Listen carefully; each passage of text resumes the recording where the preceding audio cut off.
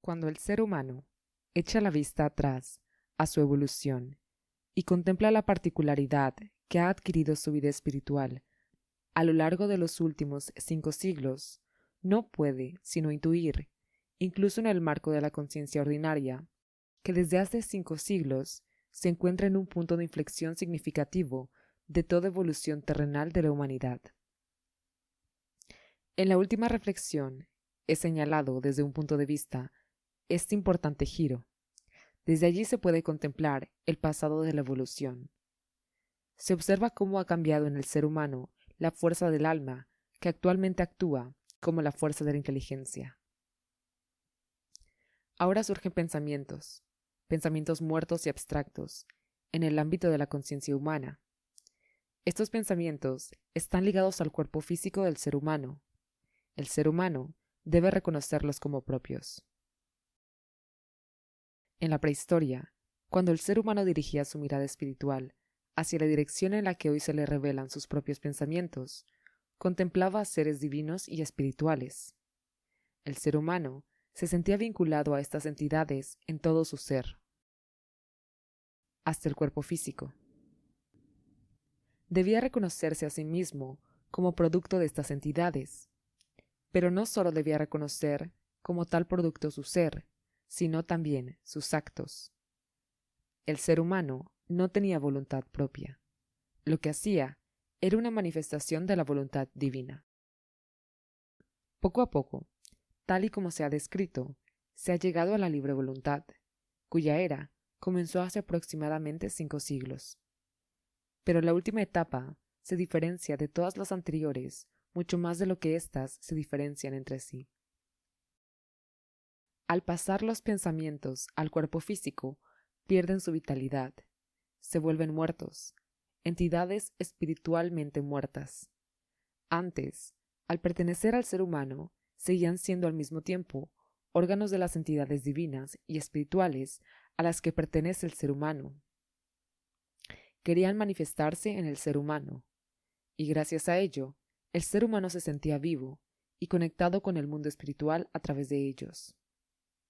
Con los pensamientos muertos, se siente separado del mundo espiritual, se siente completamente trasladado al mundo físico.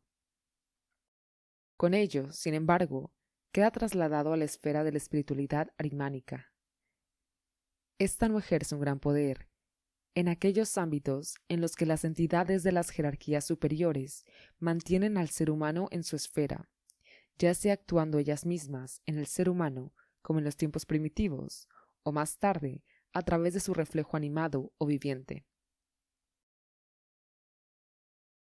Mientras exista esta acción de las entidades suprasensibles que interviene en la vida humana, es decir, hasta aproximadamente el siglo XV, las fuerzas arimánicas solo tienen, por así decirlo, un poder que apenas se deja sentir en el desarrollo de la humanidad.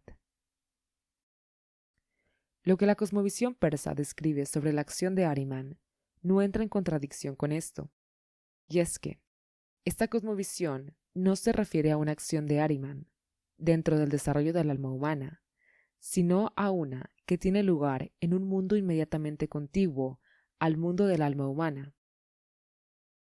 La trama de Ahriman se extiende desde un mundo espiritual vecino hacia el mundo del alma humana, pero no interviene directamente. Esta intervención directa solo ha sido posible en el periodo que comenzó hace unos 5 siglos. Así, el ser humano se encuentra al final de una corriente evolutiva, en el seno de la cual su esencia se ha convertido en esa espiritualidad divina, que finalmente muere en sí misma, en la esencia abstracta de la inteligencia del ser humano. El ser humano no ha permanecido en las esferas en las que tiene su origen, es decir, en esa espiritualidad divina. Lo que comenzó hace 5 siglos para la conciencia del ser humano ya se había consumado, en lo que respecta a una dimensión más amplia de su ser total, en el momento en el que el misterio del Gólgota se manifestó en la tierra. Fue entonces cuando, de forma imperceptible para la conciencia de la mayoría de las personas de aquella época, el desarrollo de la humanidad se deslizó gradualmente de un mundo en el que Ahriman tenía poco poder a otro en el que tenía mucho poder. Este deslizamiento hacia otra historia mundial alcanzó su culminación en el siglo XV. La influencia de Ahriman sobre el ser humano en esta era cósmica es posible y puede tener efectos devastadores, porque en esta era la acción divina relacionada con el ser humano ha desaparecido. Pero el ser humano no podía llegar al desarrollo del libre albedrío de otra manera que no fuera entrando en una esfera en la que los seres divinos y espirituales vinculados a él desde el principio no estuvieran vivos.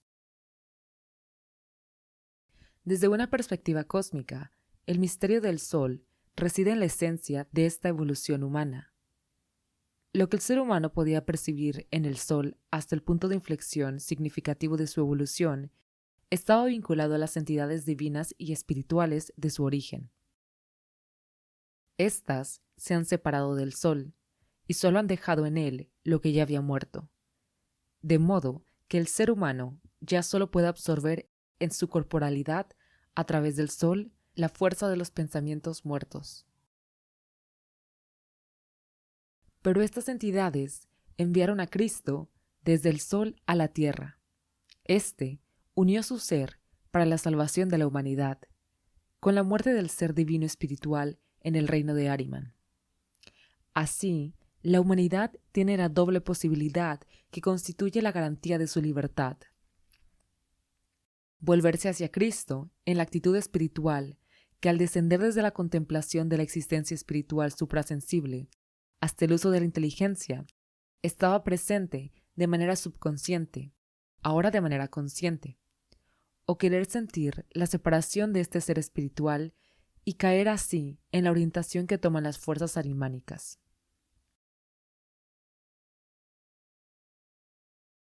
La humanidad se encuentra en esa situación desde principios del siglo XV. Se ha ido preparando para ello, pues en el desarrollo todo ocurre gradualmente. Desde el misterio de Gólgota, que como el acontecimiento más importante de la Tierra, está destinado a salvar al ser humano de la perdición a la que está expuesto por el hecho de ser un ser libre.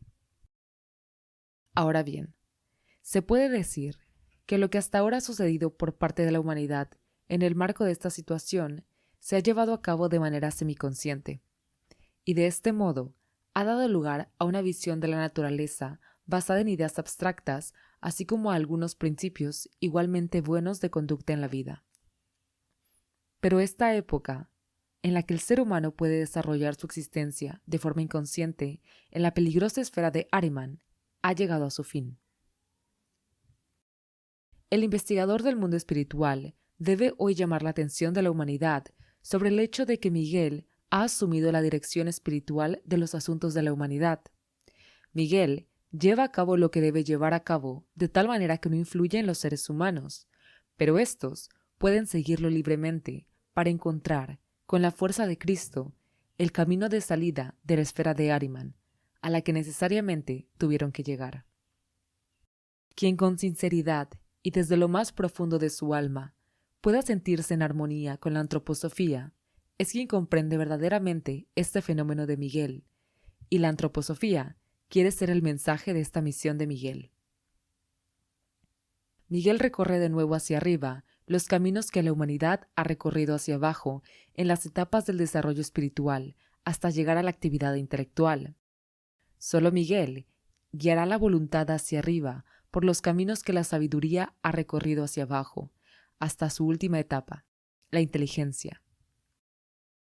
El hecho de que Miguel, a partir de este momento del desarrollo del mundo, se limite a mostrar el camino para que el ser humano pueda recorrerlo en libertad, es lo que distingue esta guía de Miguel de todas las guías anteriores de los arcángeles, e incluso de todas las guías anteriores del propio Miguel. Esas guías actuaban en el ser humano, no se limitaban a mostrar su actuación, de modo que el ser humano no podía ser libre en la suya propia en aquel entonces. Comprender esto es la tarea actual del ser humano, para que pueda encontrar con toda su alma su camino espiritual dentro de la era de Miguel.